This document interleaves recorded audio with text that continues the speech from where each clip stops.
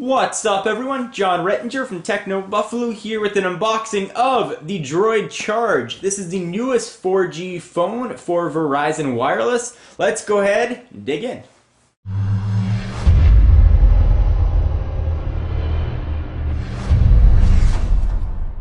I kept trying to think of any charge jokes, but I just couldn't come up with any. So insert your own charge joke here, put them down below.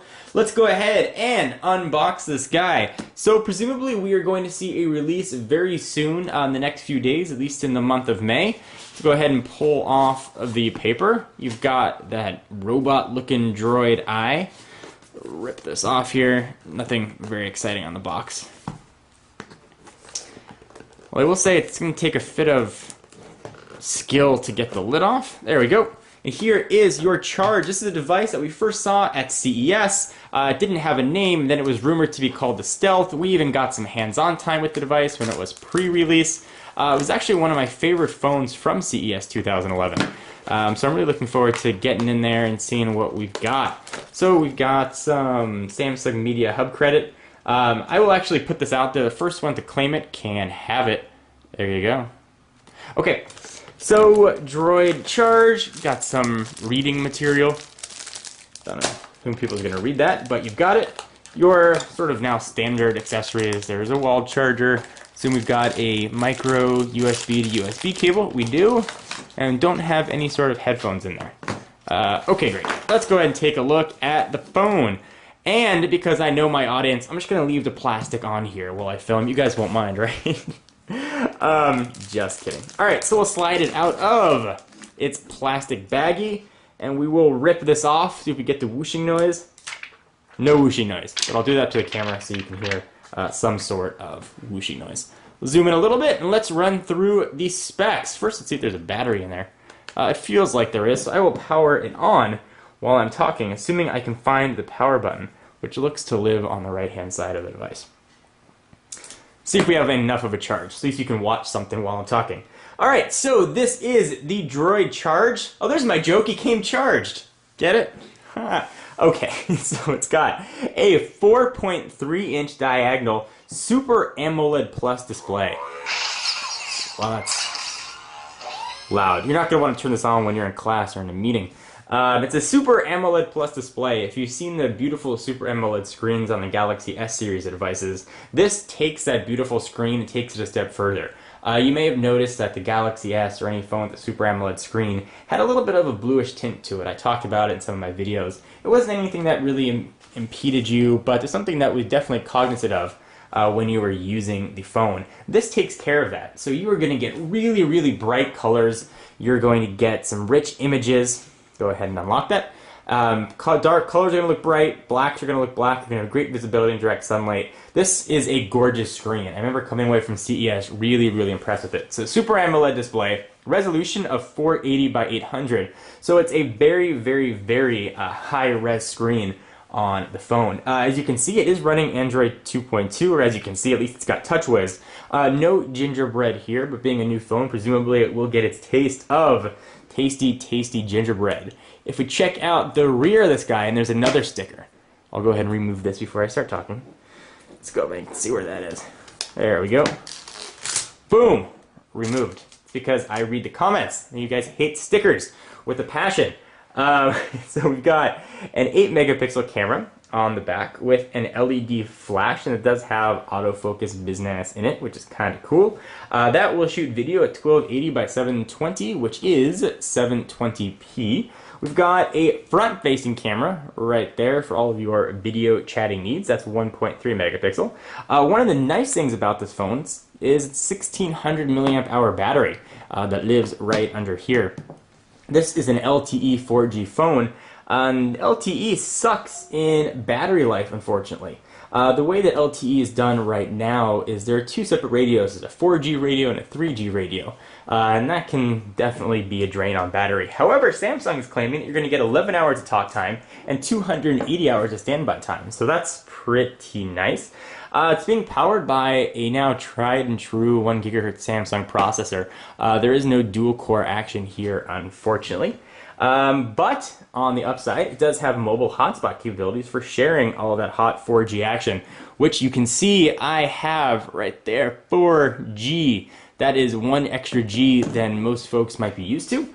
And you can share that mobile hotspot for up to 8 devices. So awesome there. It is very thin and surprisingly light device. So let's take a quick tour of it. So there's that front-facing 1.3 megapixel camera. We've got the Verizon logo, and we've got some physical buttons. Nothing capacitive here, the typical Android. I really like the physical buttons, actually. So we've got your menu button, home button, your back button, and your search button. On the left, volume rocker up and down. There's your charging port, micro USB that's now become standard. Really nice we've got sort of a charging and syncing standard. Looks like there's a microphone on the side as well, another dual microphone on top. 3.5 millimeter headset jack, that is non-recessed, so any headphones that you've got will work, even your Hello Kitty headphones that I know you guys use.